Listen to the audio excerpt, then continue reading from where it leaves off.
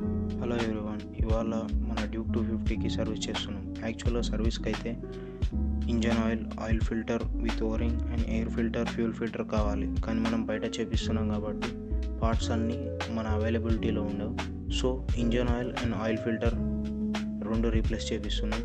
Engine oil ఆన్లైన్లో order చేసాం and oil filter Bajaj NS 200ది సెట్ అవుతుంది. సో అది తీసుకున్నాం.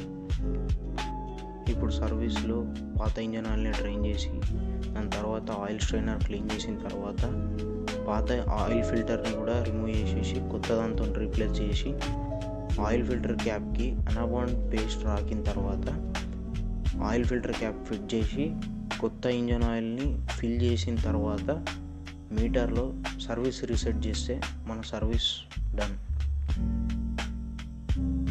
ఈ సర్వీస్కి మొత్తమైన cost engine oil 1200, oil filter 90, labour cost 50, మొత్తం 1340 అయింది.